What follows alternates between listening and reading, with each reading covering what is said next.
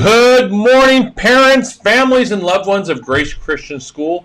Dr. Pettinger here with all of you, and the beginning of week 15. Can you believe it? It's week 15 we are well into, and I'd like to welcome all of you to the GCS show, where we give you some important information about the upcoming week and things that are happening here on campus. The first thing I want to remind you, if you have your calendar, pull it out. This Wednesday on December 9th is Crazy Sock Day. This is an opportunity for all of our students to wear crazy socks. I know some of our teachers do. Last year I was sporting a pair of socks that the teachers gave me that had pictures of your coup on them. So it's Crazy Sock Day on December 9th on Wednesday, and we look forward. That's always a fun day when we do something like that. It's a spirit day. Then on December 10th, that is the big Christmas program premiere on the YouTube channel. Yes, this YouTube channel right here.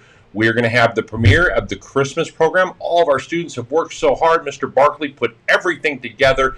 It's something different that we've never done before, and hopefully you all enjoy it and appreciate the amount of work that your students put in, the classroom teachers, and most importantly, Mr. Barkley and his music team put together to make that happen. Immediately following the Christmas program, there will be another show that we will be giving away some prizes and having some fun and talking a little bit about the Christmas program. And you have to be present to win prizes. So if you're not there and your name gets drawn, that we will move on to the next person. With that being said, we're having a great time here this week at school. And I appreciate all of you who are supporting us as we're going through. Now, the next thing I want to talk about, like I do in every update, is COVID and what's happening. I'm sure that you guys have been inundated with COVID information, and I just want to kind of give you a quick oversight so that we're all on the same page. Many days we're hearing updates from Governor Newsom. We're hearing about stay-at-home orders. We're hearing about lockdowns. And right now it's pretty much has affected almost every county in the state of California. And the lockdowns vary as to how they're being enforced and what exactly is being enforced.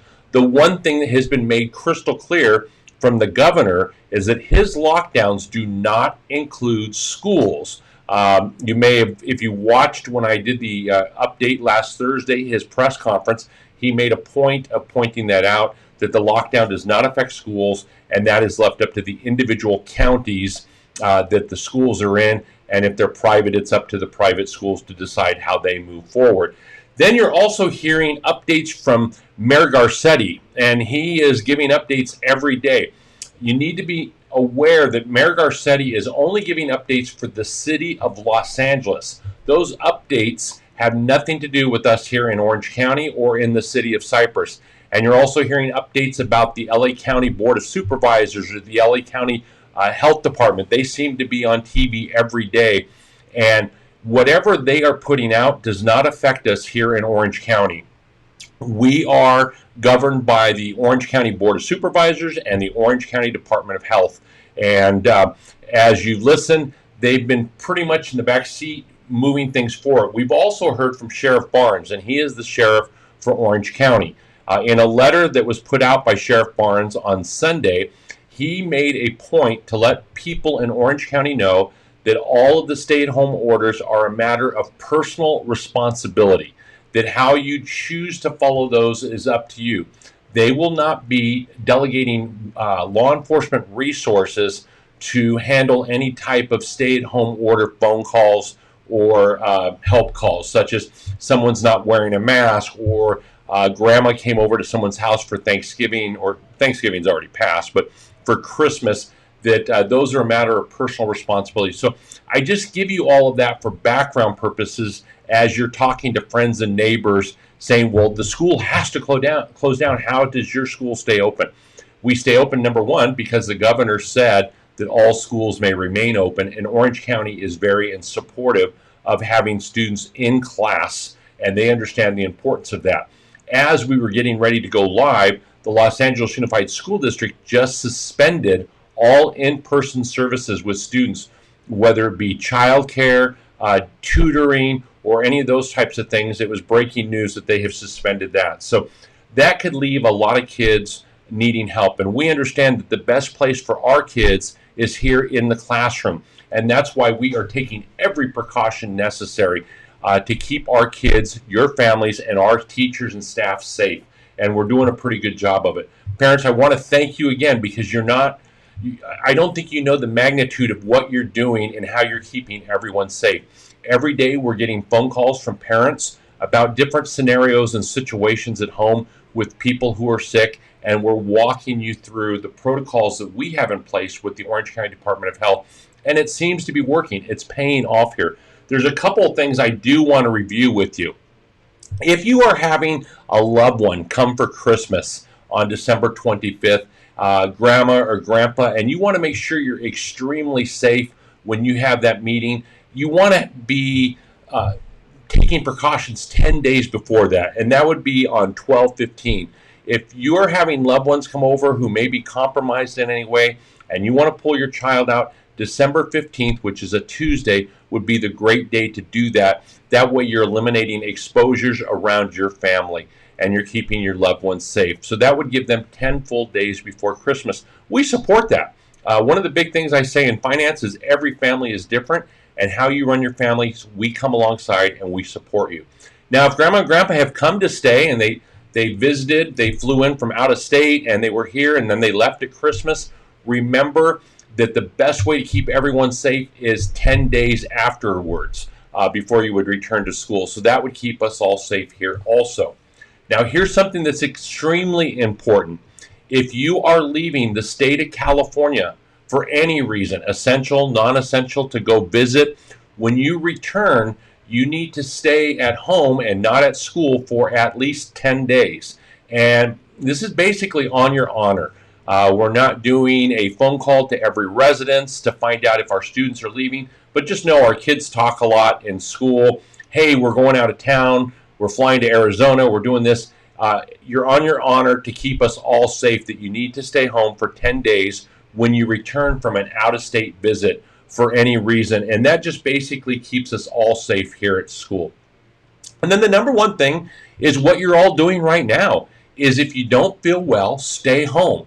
And that way you get better that much quicker. If it's a cold, flus, allergies, if you're home, you're resting, your body has the best opportunity to fight and get yourself better so that you're able to get back at it at the end.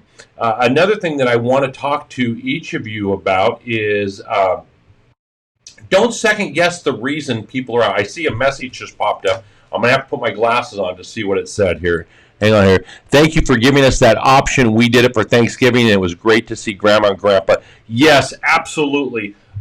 You need to embrace your loved ones through all of this, and these are the times that we have to depend on each other and do the right things to be with our families. So where I was getting at is people are going to be absent, and I don't want you second guessing.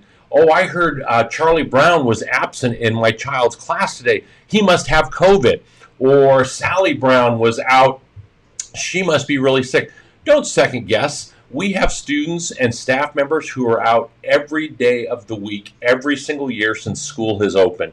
And some of those are prearranged absences. Sometimes staff members are leaving to visit family members, or they're helping family members, or we have students who are having pre-designed procedures done. So it's always best not to second guess. And if you ask a classroom teacher why someone's out, they're not going to tell you, nor would we share why your child is out with anyone else. And it's just a matter of privacy. And just know that, with that being said, we will never put you at risk, your child at risk, our staff members at risk. We're always going to do the right thing as we follow our protocol to keep everyone safe. So that's, I think, enough about COVID right now. If you don't feel well, stay home. Next, mark your calendar. On December 17th at 11:30 in the morning, that's the last day. It's all over for this calendar year. You will have made it. We will be in week 16 at that point, and we will have completed 50% of the school year. You will need to have pat yourself on the back, parents, for the hard work and diligence that you did. I am surely appreciative of all the classroom teachers, how they have worked to keep the school open and keep things going and moving forward. The next thing I want to talk to you about is tardies. Getting to school on time is important. And I don't like to hold students really accountable for tardies. because in all my careers of doing this, I have never seen a second grader or a fifth grader driving to school that they count on their parents to get here. So parents, please get your kids here on time. I do know things come up, especially when it's raining or something like that. We take that into account as the teachers are teaching.